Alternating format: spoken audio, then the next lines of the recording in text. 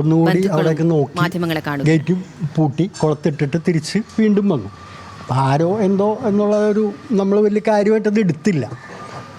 അതിന് ശേഷം തിരിച്ചിവിടെ വന്ന് വീട്ടിൽ വന്ന് ഇരുന്ന് ഒരു ടി വി കണ്ടുകൊണ്ടിരിക്കുകയാണ്. അപ്പോൾ ഒരു 10 മണി സമയത്ത് പുറത്തൊരു ബഹളം കേൾക്കുകയാണ്. അപ്പം ഞാൻ മോളോടും ചോദിച്ചാൽ എന്താണ് അവിടെ ഒരു ബഹളം. അപ്പോൾ ചിലപ്പോൾ ഈ കുട്ടികൾ വല്ല ചെറുപ്പക്കാരങ്ങനെ അങ്ങനെയൊക്കെ ബഹളം വെച്ചൊക്കെ പോകാറുണ്ട്.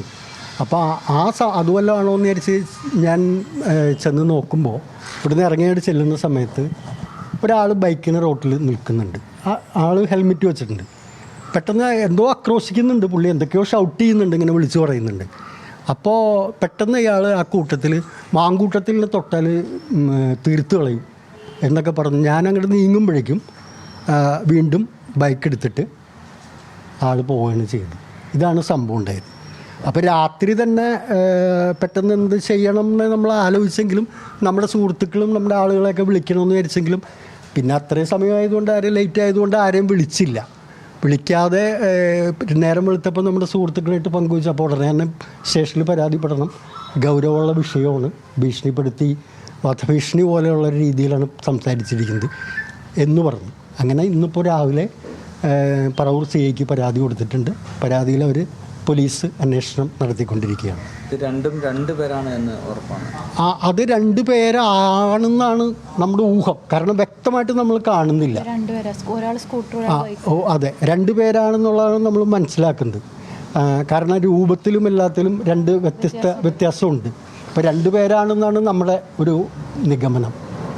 നേരത്തെ തന്നെ സമൂഹ മാധ്യമങ്ങളിലും മറ്റും വലിയ തോതിൽ ഒരു ഭീഷണി. സമൂഹ മാധ്യമങ്ങളിൽ എനിക്കെതിരെ വലിയ ഭീഷണിയുണ്ട്. അതൊക്കെ നിങ്ങൾക്ക് എല്ലാവർക്കും അറിയാം. വളരെ ഞങ്ങളുടെ കുടുംബത്തെ ആകെ അപമാനിക്കുന്നതും അവഹേളിക്കുന്നതുമായ രീതിയിലും ഒക്കെയാണ് ചെയ്തുകൊണ്ടിരിക്കുന്നത്. വാസ്തവത്തിൽ എൻ്റെ മകൾ എന്താണ് ചെയ്തതെന്ന് ഇവരെല്ലാവരും പറയണം. എൻ്റെ മകൾ ഏതെങ്കിലും യുവ നേതാവിൻ്റെ പേര് ഒന്നും വെളിപ്പെടുത്തിയിട്ടില്ല. ഒരു അനുഭവം ഉണ്ടായത് പറഞ്ഞു. അങ്ങനെ ഈ രാജ്യത്ത് ഒരു പെൺകുട്ടിക്ക് തനിക്കുണ്ടായ ഒരു അനുഭവം പൊതുസമൂഹത്തോട് പറയാൻ കഴിയില്ല എന്നാണ് ഇവർ നിഷ്കർഷിക്കുന്നതെങ്കിൽ ഞങ്ങൾ അത് പറഞ്ഞുകൊണ്ടേയിരിക്കും. ഇതിനെ പിന്നിൽ നിൽക്കുന്ന ആളുകൾ ചിന്തിക്കേണ്ട ഒരു കാര്യം, ഞങ്ങളുടെ തല പോയാലും വേണമെങ്കിൽ നിങ്ങൾക്ക് ഞങ്ങളുടെ തല എടുക്കണമെങ്കിൽ നിങ്ങൾ പറയണോടത്ത് ഞങ്ങൾ വരാം, തലയെടുത്തോ, ഒരു പ്രശ്നവും ഞങ്ങൾക്കില്ല. പക്ഷെ തല പോയാലും തല കുമ്പിട്ട് കുനിഞ്ഞു നിന്നുകൊണ്ട് പോകുമെന്ന് ആരും പ്രതീക്ഷിക്കേണ്ട, അതൊരാളും പ്രതീക്ഷിക്കേണ്ട. അപ്പോൾ ഇങ്ങനെയുള്ള ഭീഷണികൾ കൊണ്ടൊന്നും എന്തെങ്കിലുമൊക്കെ കാര്യങ്ങൾ ചെയ്തു കളയാമെന്നൊന്നും ആരും കരുതണ്ട. അപ്പം ഇതാണ് നിങ്ങളുടെ ഇന്നലെ ഉണ്ടായ സംഭവം. അതിനെതിരെ നമ്മളിപ്പോൾ നിയമപരമായ പരാതിയിലേക്ക് കടന്നിട്ടുണ്ട്. ഇനിയിപ്പം ഈ സമൂഹ മാധ്യമങ്ങളിലൊക്കെ വലിയ തോതിൽ ആക്രമണം നേരിട്ടിരുന്നു. അപ്പോൾ ഇനിയിപ്പം കൂടുതൽ ഭീഷണി വന്നുകൊണ്ടിരിക്കുകയാണോ? എന്താ ആശങ്കയുണ്ടോ? സമൂഹ മാധ്യമങ്ങളിൽ ഈയിടെ ഭീഷണികൾ, കമൻറ്റുകൾ വരുന്നുണ്ടായിരുന്നു. അതായത് നിനക്ക് പലിശ സഹിതം ഞങ്ങൾ തരും, തീർത്ത് കളയുമെന്നൊക്കെയുള്ള കമൻസ് ഉണ്ടായിരുന്നു. പക്ഷേ കമൻസിനെ ഞാൻ അങ്ങനെ വലിയ സീരിയസ് ആയിട്ട് എടുത്തിരുന്നില്ല. പക്ഷേ ഇന്നലെ ഇപ്പോൾ വീടിൻ്റെ ഫ്രണ്ടിൽ വന്നു പോലും ഇത്തരത്തിൽ ആക്രോശിക്കുമ്പോൾ അത് കുറച്ച് സീരിയസ് ആയിട്ട് കാണണം എന്നുള്ളത് തന്നെയാണ്. ഈ പറഞ്ഞ പോലെ ഞാനൊരു യുവ നേതാവിൻ്റെയോ പാർട്ടിയുടെ ഒന്നും പേര് പറഞ്ഞിട്ടില്ല. പിന്നെ അതിജീവിതകളായ പെൺകുട്ടികൾക്ക് സപ്പോർട്ട് കൊടുക്കുന്നുണ്ട്. അതൊരു സ്ത്രീ എന്നുള്ള നിലയിൽ നമ്മൾ സപ്പോർട്ട് കൊടുക്കുന്നുണ്ട്.